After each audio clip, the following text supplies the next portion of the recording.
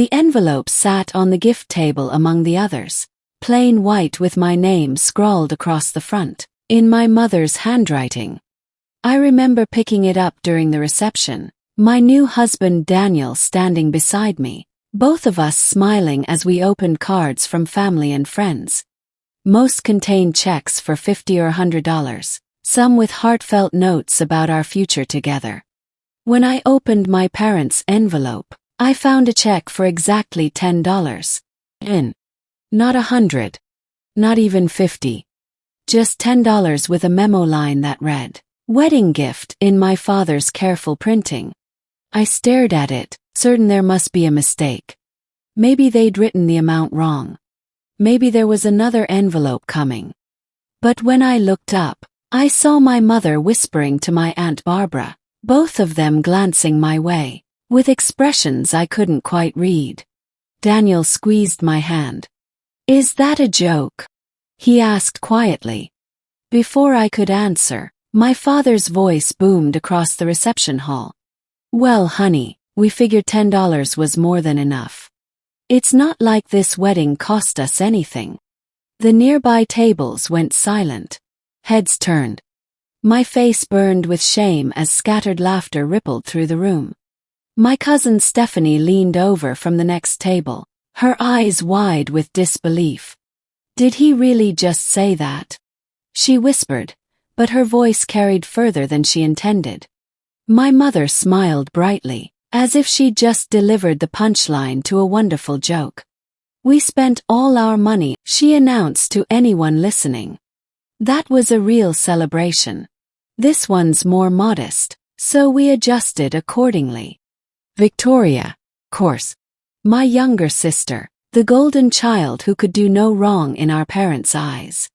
My own wedding was small by choice, 50 people at a community center, homemade decorations, and a DJ Daniel's brother knew. We'd paid for everything ourselves, because my parents had made it clear from the start that they couldn't contribute. "Money's tight," they'd said. "You understand." Now I understood perfectly. Money wasn't tight. It was just reserved for Victoria. Daniel's jaw tightened. "That's incredibly disrespectful," he said, loud enough that my father heard him. My father shrugged, already turning back to his conversation with my uncle. "It's just reality, son. Some weddings deserve more investment than others." The humiliation settled over me like a heavy blanket. I could feel eyes watching, measuring, judging. Some guests looked away awkwardly. Others whispered behind their hands. My best friend Heather stood up from her table, anger flashing in her eyes, but I shook my head at her. I wouldn't make a scene. I wouldn't give them that satisfaction.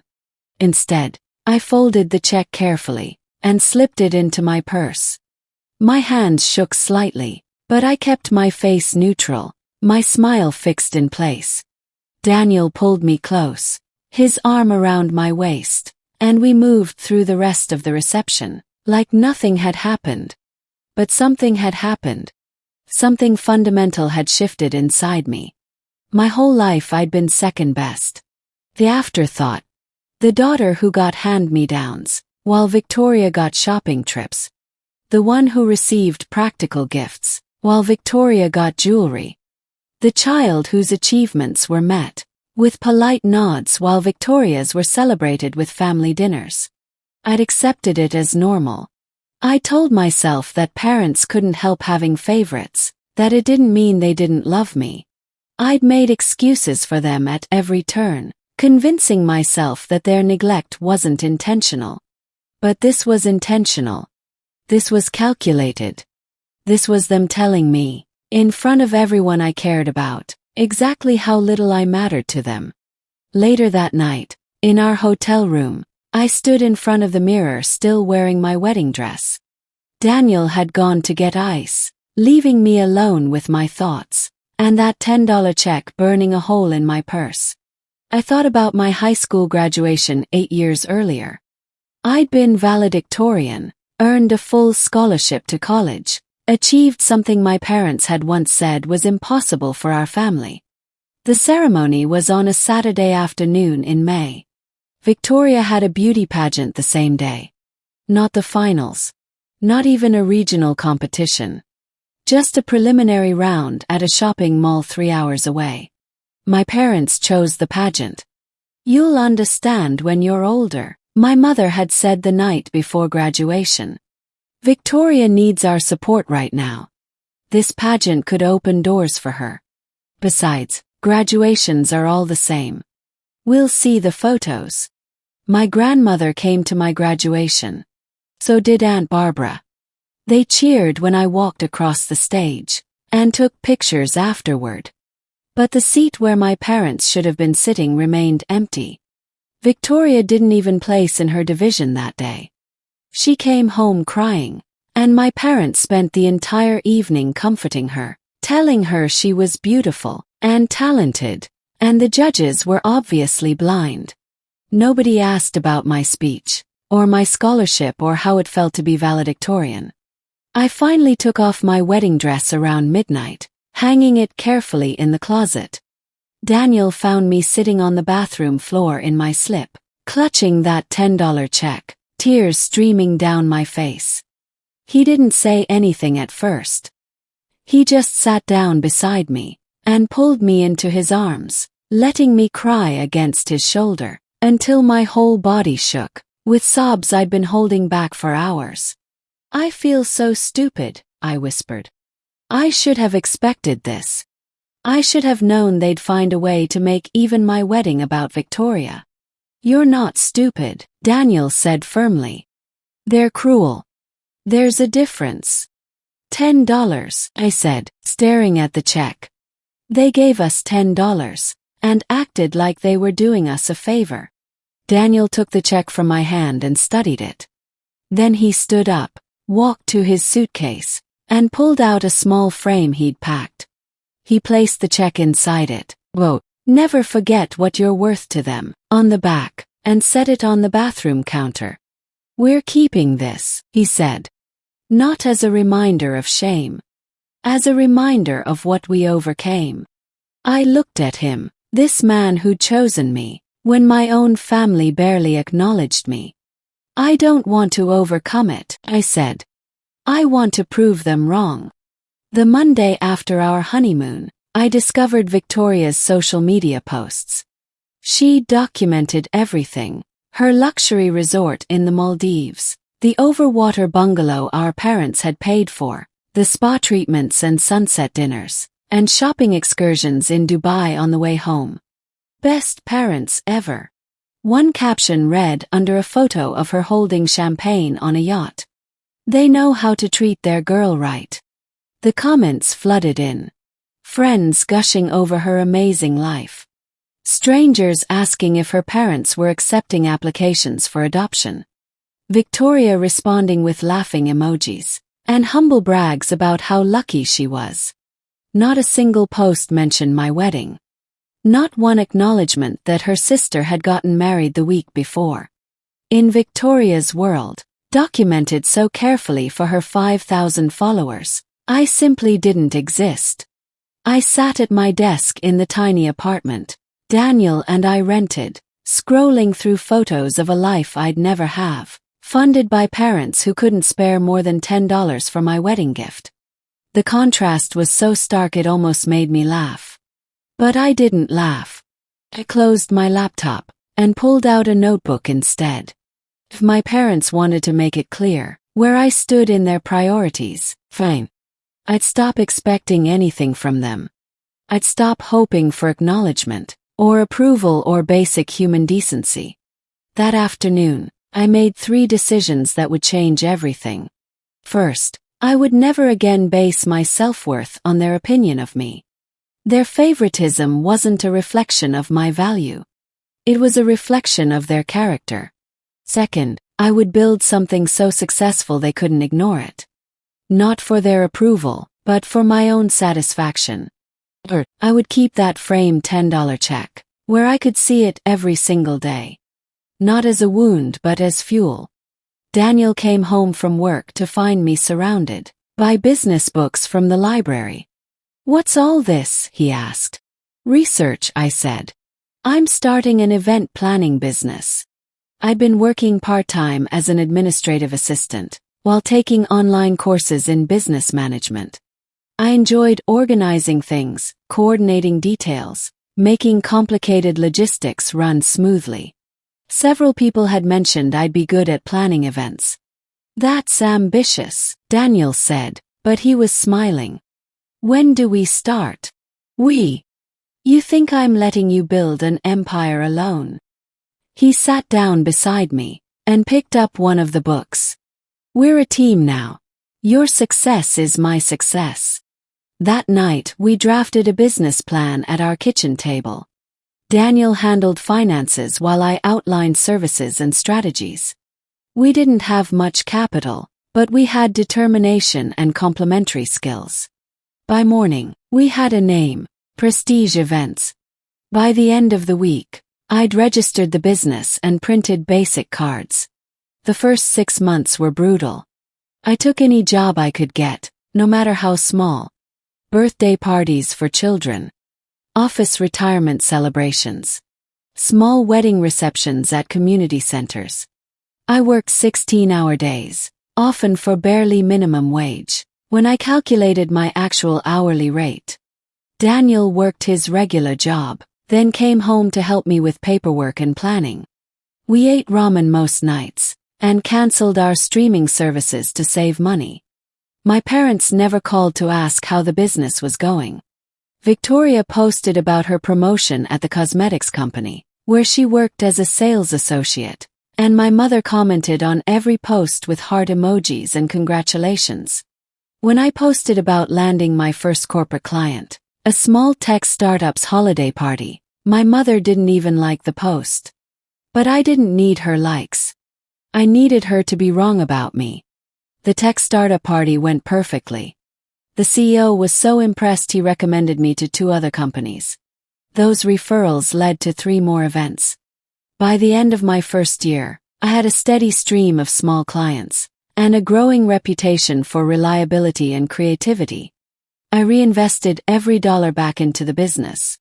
Better equipment, professional website, targeted advertising. Daniel and I still lived simply, but the business was growing. 18 months after my wedding, I got the call that changed everything.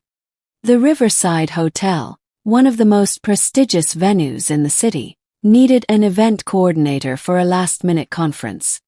Their regular planner had quit, and they had 3 weeks to organize a 2-day event for 300 people. I took the job knowing it was a massive risk. If I failed, my reputation would be destroyed. If I succeeded, doors would open. I didn't sleep for 3 weeks. Daniel practically moved into the hotel with me. We coordinated with caterers, tech companies, decorators, and entertainment. We created contingency plans for the contingency plans. The conference went flawlessly. Every session started on time. Every meal was perfect. Every technical element worked smoothly. The hotel's events manager pulled me aside on the final day, with tears in her eyes. "We've been doing conferences here for 20 years, she said. This was the smoothest event we've ever hosted. You're hired full-time if you want it." I didn't want it. But I did want the 6 other events she booked, with me on the spot. Word spread fast in the industry. Within months, I was handling events for corporations, nonprofits, and high-profile individuals. My small operation was becoming a real business. And my parents still hadn't called once. 2 years after my wedding, Victoria got engaged. The announcement on social media was theatrical. A professional photographer had captured the proposal, on a beach at sunset. The ring was enormous. My mother's comment on the post: "So proud of you, sweetheart. You deserve every happiness." I waited 3 days before calling to congratulate Victoria. She answered on the 5th ring, distracted. "Oh hey," she said. "Did you see the announcement?" I did. "Congratulations." "Thanks. Mom and Dad are helping us plan everything." They already put a deposit on the country club. It's going to be amazing. That's great, I said, and I meant it. I felt nothing but detachment. Are you still doing that party planning thing? Victoria asked. Event coordination. Yes. That's cute. Maybe you can help with my bachelorette party or something. I'll ask Mom if we have budget for it. I hung up shortly after, not angry, just done. Their world and mine had finally, completely separated. The same week Victoria announced her engagement, I landed a government contract to coordinate a series of public events. The contract was worth more than I'd made in the entire previous year. I hired 2 assistants, rented office space, bought professional equipment. Daniel quit his job to manage the business operations full-time.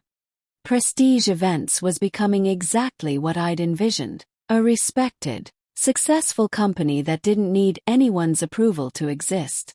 Success built on itself. With each major event I coordinated, my reputation grew. I started getting calls from clients I'd only dreamed of working with.